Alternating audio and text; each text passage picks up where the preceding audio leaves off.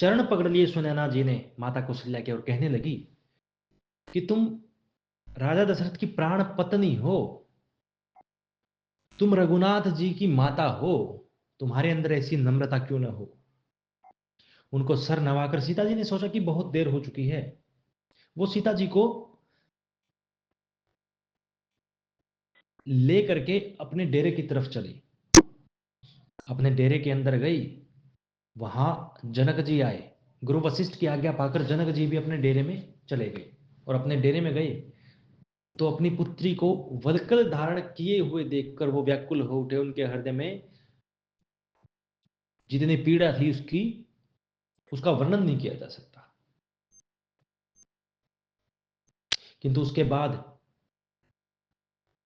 उन्होंने उनको कहा, माता सीता को कहा कि तुम धन्य हो, तुमने दोनों कुलों की कृति को बढ़ाया है, तुमने दोनों कुलों को पवित्र कर दिया है, तुम्हारा यश इस संसार में उज्जवल होगा। सब लोग ऐसा ही कहते हैं।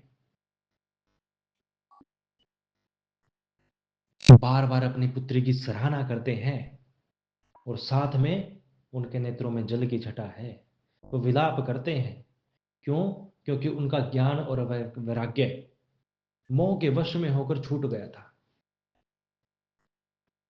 वो मोह के वश में हो गए थे, मोह के अधीन हो गए थे। माता सीता ने सोचा कि सासुओं को छोड़कर, सासुओं की सेवा को छोड़कर, उनके डेरे को छोड़कर मैं जो मेरे पिता के घर का रनिवास है उसके डेरे में बैठी हुई है, उचित नहीं है। और माता ने भी उन्हें जाने का आदेश दिया, क्योंकि माता समझ गई थी कि जानकी जी का रुख क्या है। उनको जाने का आदेश दिया। जाने की अनुमति पाकर माता सीता भी अपनी सासुओं के पास अपने डेरे की तरफ लौटी और सुअवसर पाकर जनक जी की पत्नी सुनैना ने जनक जी को कहा कि हे नाथ, क्या ऐसा नहीं हो जाए कि लक्ष्मण जी तो अयोध्या लौट जाएं और भरत जी स्वयं राम जी के साथ रह के उनकी सेवा करें। जनक जी ने कहा अगर ऐसा हो सकता तो यह बड़ा ही अच्छा होगा, किंतु ऐसा होना बड़ा ही मुश्किल है, क्योंकि भरत जी के मन में तो केवल एक ही साधना है। भरत जी श्री राम जी के प्रेम के वश में हैं। वो चाहकर भी राम जी की आज्ञा को नहीं टाल सकते। और यदि राम जी ने उनको अयोध्या जाने की आज्ञा दी तो वो इस आज्ञा को टाल नहीं सकते।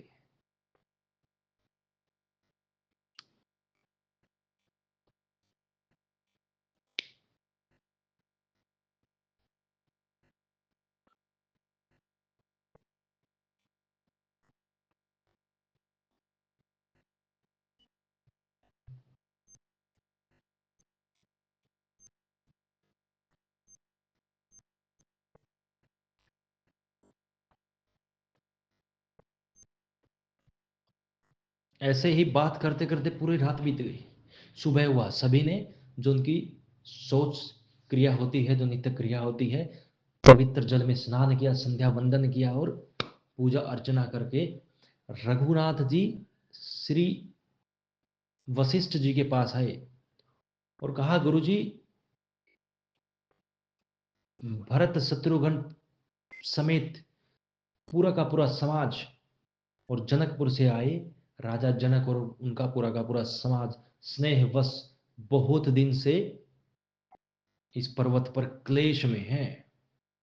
उनका जी में जी नहीं है। काफी दिनों से वो यहां विलाप कर रहे हैं, उनके नेत्रों में जल की छटा है और यह उचित नहीं है। हे नाथ, हे तात, अब आप वह कीजिए जो आपको उचित लगता है। गुरु वशिष्ठ ने कहा कि राम, तुम प्राणों के प्राण हो, तुम सभी कारणों के कारण हो, तुम अकारण हो। जो तुम्हारे पास हैं वो सुखी हैं, जो तुम्हारे विमुख हैं वो दुखी हैं। विधाता उनके विपरीत हो जाता है। सब तुमसे ही सुखी हैं।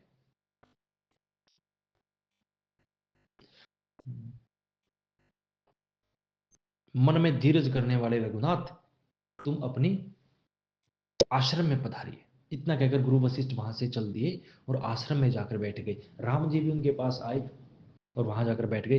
तुरंत ही गुरु वशिष्ठ राजा जनक के पास गए। राजा जनक ने उनको सर नवाया और राजा जनक को उपदेश दिया और तरह तरह की सिखावन और शिक्षा दी और कहने लगे कि श्री रघुनाथ जी मेरे पास आए थे और इस प्रकार के वो वचन कह रहे थे, हे कृपा निधान, हे जनकपुर नरेश, अब आप वह कीजिए जो इस बात का समाधान हो पाए और जो यहां उत्तम हो।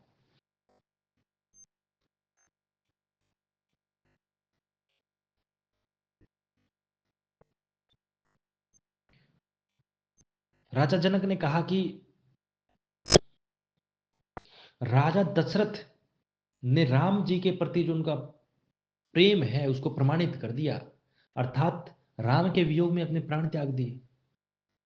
किंतु हम राम को इस वन में छोड़कर लौटेंगे और आनंदित होकर लौटेंगे, ये क्या दर्शाएगा कि राम के प्रति हमारा प्रेम नहीं है। हमसे अभागा कौन होगा? हमसे अभागा कोई नहीं होगा। श्री राम जी को वन में छोड़कर चले आए दशरथ जी की तरह मरे नहीं, इस बात को सोचकर उनके हृदय में पीड़ा हो रही है।